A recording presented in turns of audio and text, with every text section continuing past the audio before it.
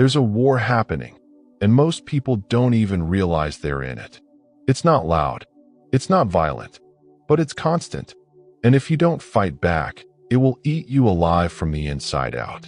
This war steals your patience, hijacks your thoughts, drains your energy before you've even started your day. And worst of all, it convinces you that this is just how life is supposed to feel. Overstimulated, reactive, disconnected. But let me say something you may have forgotten. Peace is not a luxury. It's not a reward for when everything's finally okay. It's your foundation. And if you don't protect it, no one else will. You keep absorbing the stress of everyone around you. You keep adjusting to chaos like it's normal. You keep pretending that you're fine while burning out silently. Enough. You are not here to be a sponge for other people's dysfunction. You are not here to survive days that don't belong to you. You are not here to be calm on the outside while crumbling on the inside. This video is not just about staying calm. It's about reclaiming your mental space. It's about choosing what gets to stay and what gets cut off without guilt. Because when you learn how to protect your peace, you stop leaking your life into everything that doesn't deserve you. And yes, the world will keep spinning. Yes, things will still feel chaotic. But you'll move differently. You'll stop reacting and start leading. And that changes everything. Let's begin. Before you've even opened your eyes completely, the world is already trying to pull you into it. Messages, deadlines, the weight of your to-do list. Even before you stand up, your peace is already under attack. It sounds dramatic, but it's real. Because if you don't intentionally claim your mind, something else will. The noise will. The pressure will. The demands of people who don't live your life will. And most of the time, it doesn't feel like an attack. It just feels like another normal day. You open your phone. You check the news. You scroll. You consume. You compare. And within minutes, your nervous system is flooded with things that have nothing to do with your purpose. You're not even fully awake, and you've already left yourself. That's the cost of living unguarded. Your peace is always the first casualty, and it happens so subtly, so repeatedly, that you stop noticing it. You start believing that this tension is just part of being an adult, that waking up with stress is part of the deal. But that lie has kept you small, reactive, and disconnected for too long. You weren't born to start your day in panic. You weren't meant to be available to the world before you've even heard your own thoughts. You were built for clarity, for grounded decisions, for alignment. But that only happens when you create space for it, especially in the first hour of your day. So let's be honest. What do you do when you wake up? Do you move slowly, intentionally, present with yourself?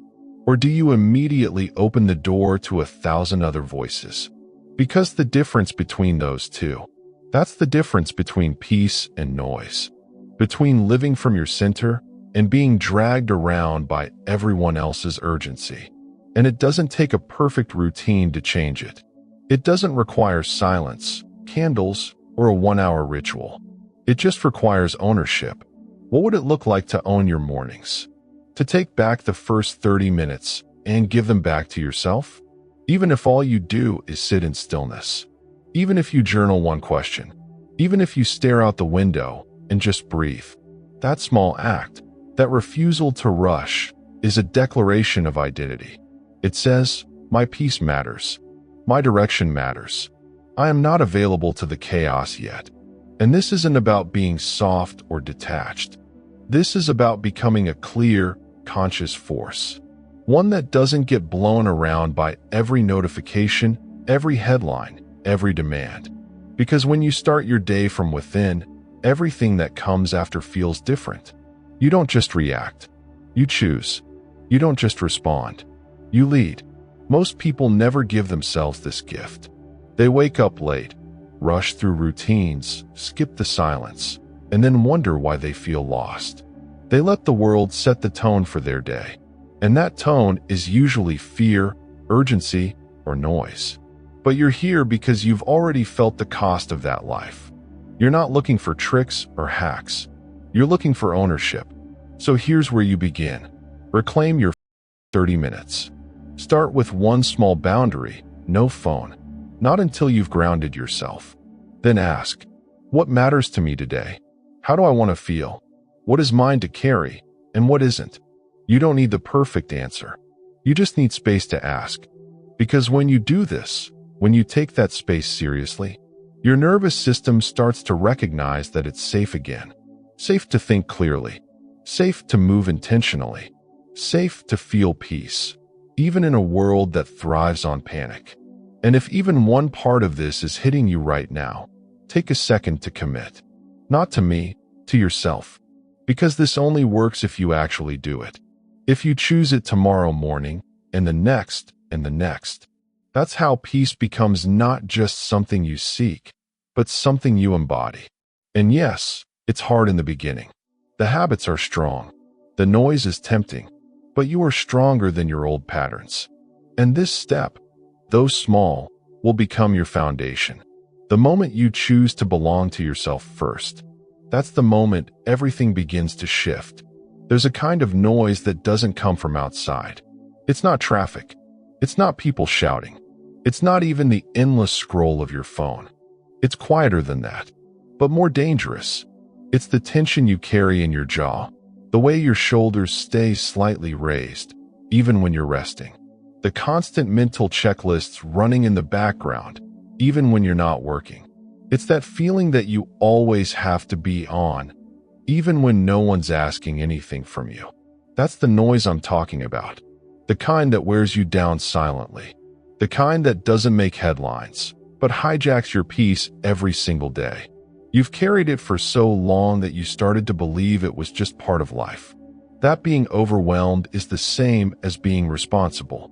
That feeling drained all the time is just what adulthood looks like. That stress is the price you pay for progress. But let's get one thing clear. None of that is true. What's true is that you've normalized a level of mental pressure that's not sustainable.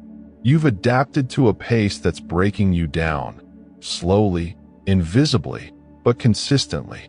And the worst part is, no one around you will notice until you collapse. Because you've gotten good at functioning through it, smiling through it, performing through it. You answer messages with a polite tone. You meet your deadlines. You show up on time. But inside, you're running on fumes. And when the rare quiet moment arrives, you don't even know what to do with it. That's the cost of living with internal noise. You lose the ability to rest, even when you're allowed to. You lose clarity, even when you try to think clearly. Start making decisions from tension instead of intention. And here's the trap. Because you're still getting things done, no one sees the problem. They see the output, not the internal bleeding. And you? You start measuring your worth by how much you can endure. But endurance isn't the same as alignment. Pushing through isn't the same as peace. And collapsing in private is not the reward for holding it all together in public. So let's bring this into focus. Peace isn't something you stumble into. It's something you have to protect. And the first step is admitting how much noise you've been tolerating. That might mean acknowledging how many conversations you say yes to just to keep the peace externally, while breaking it internally. It might mean recognizing how much guilt you carry for resting. It might mean realizing you've been overcommitting not because you want to, but because you don't know how to stop. This level of honesty isn't easy, but it's necessary. Because without it, you'll keep fighting invisible battles and blaming yourself for why you're so tired all the time. Let's be practical. Take a look at your day. Where does your peace start to slip? Is it during your commute, when you start spiraling about everything ahead? Is it when you open your inbox and feel instantly behind? Is it when you say yes to a request, even though every part of you wanted to say no? These moments aren't random. They're patterns. And once you spot them, you can interrupt them. That's what protecting your peace really means. Becoming conscious of the invisible habits that are costing you your clarity. Sometimes, the solution is as simple as leaving your phone in another room when you sleep. Sometimes, it's giving yourself permission to say, "I'm not available right now," without an explanation. Sometimes, It's just 10 minutes of stillness before you walk into a meeting. So you enter from presence, not panic. But the most powerful shift? It's internal. It's when you stop believing that peace is something you earn. It's when you stop treating calm like a reward, and instead start treating it as the starting point. Because when your baseline is calm, your reactions change. Your energy lasts longer. Your decisions get sharper. And the noise that once ruled you, it becomes background. Most people won't notice this change. They'll still be running, still overcompensating, still chasing a version of success that leaves no space for silence. But you will feel the difference. And that's all that matters. Because you're not trying to escape the world. You're just done letting it decide who you are. And once you reclaim that space, the next shift becomes possible. There's a turning point in every person's life. It's not loud. It's not dramatic. But it changes everything. It's the moment you stop waiting for someone to tell you it's okay to choose peace. It's the moment you stop negotiating your mental well-being for the sake of being liked, needed, or understood. It's the moment you stop asking for permission to live differently. Most people never reach that moment. They spend their lives adjusting, fitting into roles that don't fit them anymore, responding to every text, every request, every situation like it's their responsibility to fix, soften, or absorb the weight of the world. And slowly, they disappear. Not physically, but emotionally, energetically, spiritually. They become shells of themselves, efficient, productive, agreeable, but quietly fading on the inside. It doesn't happen all at once. It's not a breakdown. It's erosion. One compromised boundary at a time. One fake, I'm fine at a time. One swallowed truth at a time. And the world applauds them for it. You're so reliable. You're so easygoing. You're so strong. But deep down, you know better. You know the cost of always being the one who bends. You know how much peace you've traded for harmony that wasn't even real. You know how tired you are of pretending you're not tired. So here it is, raw and unfiltered. No one is coming to give you permission to protect your peace. That choice, it's yours, and it will feel uncomfortable because you've spent years being rewarded for abandoning yourself. People will notice the change. They'll say you're distant, colder, less available. Let them talk. Let them wonder. Let them adjust the same way you've adjusted 1,000 times for them. Because if they truly value who you are, they'll meet you at your new standard. And if they don't, then you've just made space for peace to finally breathe in your life. Here's something most people don't realize. You teach others how to treat you by how you treat yourself. If you never give yourself rest, don't be surprised when others expect you to always be on. If you never say no, don't act shocked when people treat your time like it's endless. If you never speak up, don't resent the fact that your voice goes unheard. This isn't about blame. It's about awareness. Because once you see the pattern, you can shift it. Start with the small moments. The next time someone asks you for something and your body tenses up, notice it. That tension is a message. It's not always a no, but it's never a yes without a cost. Ask yourself, is this truly mine to carry? Or am I just trying to keep the peace outside by disturbing the peace inside? That question alone can change your life. And if you feel resistance, that's normal. You've been wired to believe that protecting your peace is selfish. That saying no makes you hard to love. That choosing yourself makes you difficult. But let's flip that for a second. What if protecting your peace is the most generous thing you can do? Because a peaceful you is more present, more grounded, more aligned. You don't explode on people because you've been bottling everything. You don't overpromise, underdeliver, and then hate yourself for it. You don't show up half alive just to avoid disappointing someone else.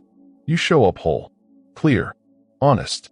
And that version of you, even if it's quieter, is far more powerful than the one who's constantly sacrificing herself to survive the day.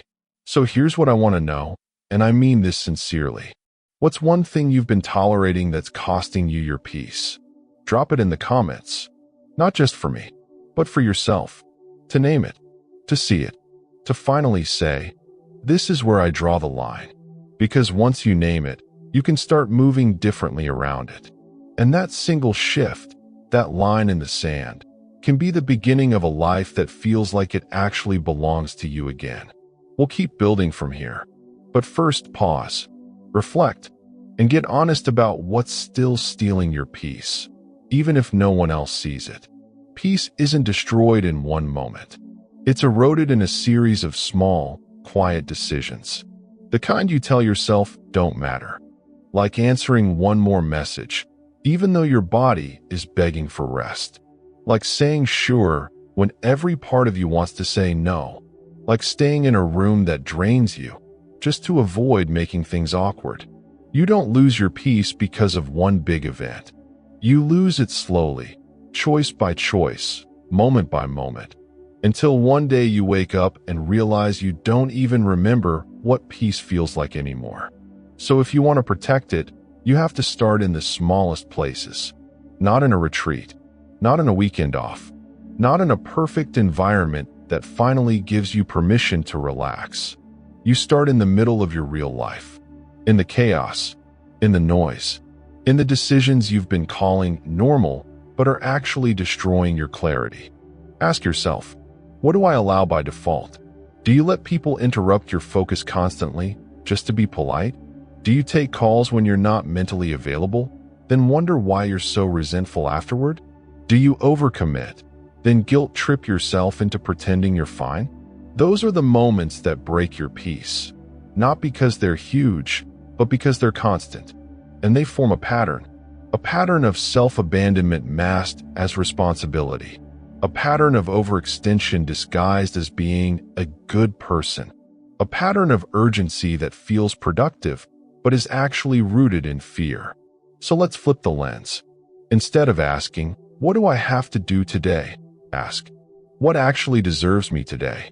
Because you only have so much energy, so much presence, so much attention, and every time you spend it on the wrong thing, the right thing suffers. Your creativity suffers. Your relationships suffer. Your body suffers.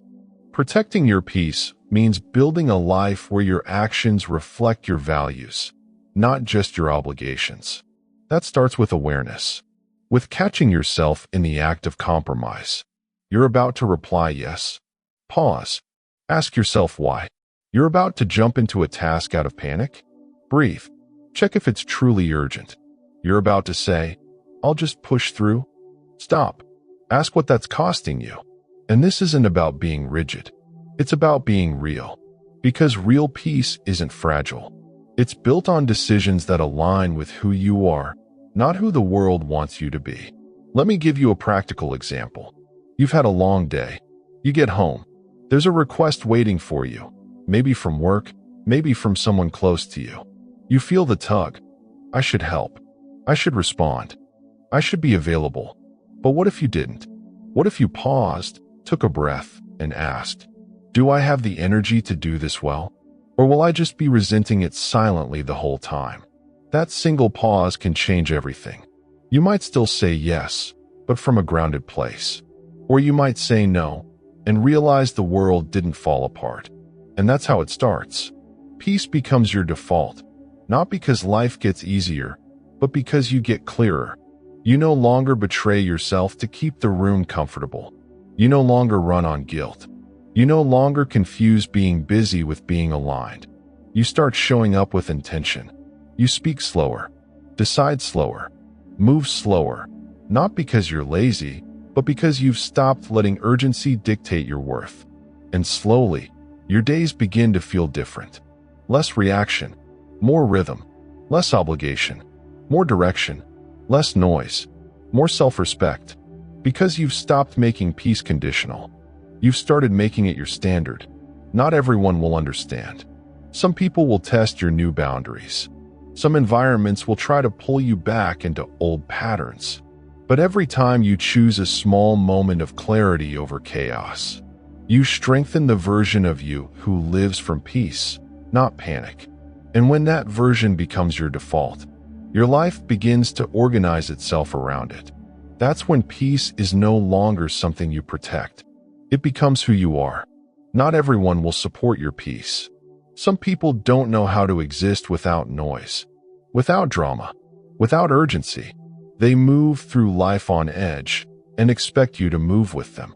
They'll text you in the middle of the night, call you for things they could handle themselves, drag you into their problems as if you were responsible for fixing them. And when you set a boundary, even a soft one, they flinch. Not because you did something wrong, but because they're not used to you choosing yourself. If you've ever felt guilty for saying, "I'm not available right now," if you've ever second-guessed your silence in a loud room, if you've ever walked away from someone's chaos and wondered, was that selfish? You're not alone. We were taught to be accommodating, to smooth things over, to be the bigger person, even when it costs us our inner balance. But here's the truth. There are people in your life who only love the version of you that makes them comfortable. The version that says yes. The version that doesn't push back. The version that's always emotionally available, even when you're barely holding it together. And when you start protecting your peace, not everyone will clap, criticize. Some will call you distant. Some will say you've changed. And they'll be right. You have changed. You're no longer willing to absorb tension just to keep the peace. You're no longer pretending you're okay with everything just to avoid a reaction. You're no longer volunteering your energy for people who drain it without hesitation. This doesn't mean you're cold. It means you're clear. And there's a big difference. Being clear about what you can and can't hold is an act of maturity, not cruelty. Being able to say, "I love you, but I need space," is not rejection, it's responsibility. Because if you keep giving from an empty place, eventually, all that's left is resentment. Let's talk about practical boundaries.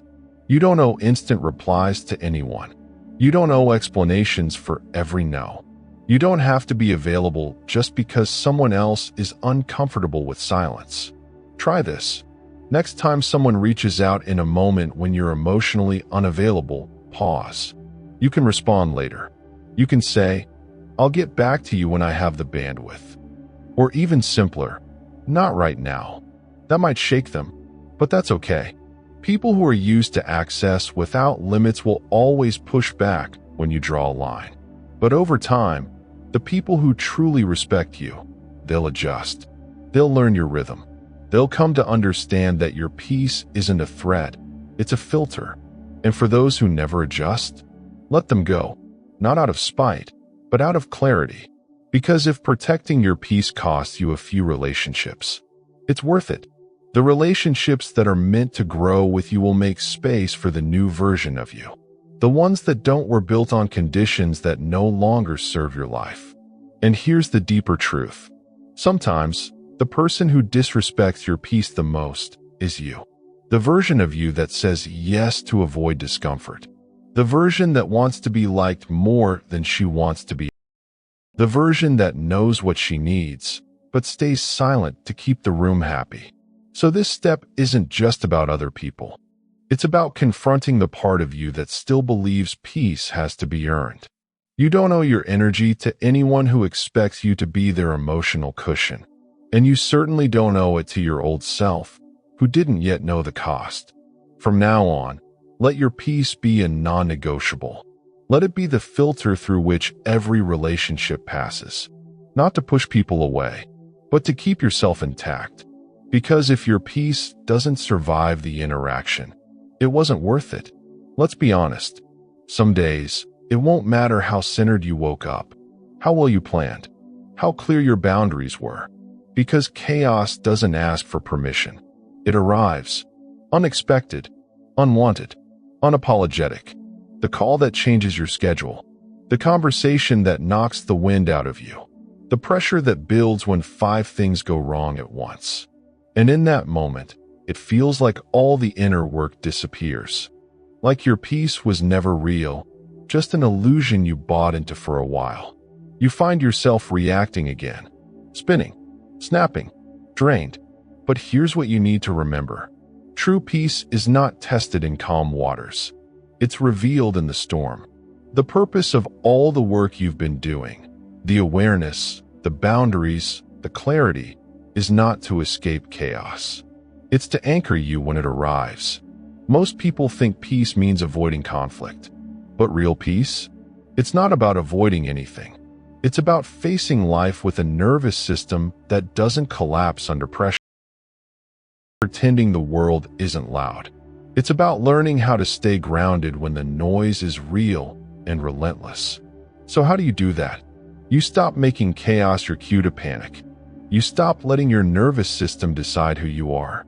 You stop believing that being shaken means you failed, because you will be shaken. Even the most grounded people are. But what they do differently is this. They return faster. They know how to pause, to breathe, separate what's real from what's just reaction, to remind themselves, I don't have to match the energy of what's happening around me. That sentence alone can save you. Write it down. Speak it to yourself when everything gets loud again. I don't have to match the energy of what's happening around me. That's the skill most people never develop. They mirror the chaos. They absorb the stress. They become reactive by default, and then wonder why they feel like they're always drowning. But you can practice something different. You can build a pause between stimulus and response. You can create an internal rhythm that holds, even when life accelerates. Let's make it real. You're in traffic. You're late. You feel that fire rising in your chest. Pause. Put one hand on your stomach. Breathe down, not up. Remind yourself, you're not in danger. You're just uncomfortable. You're in a conversation that's escalating.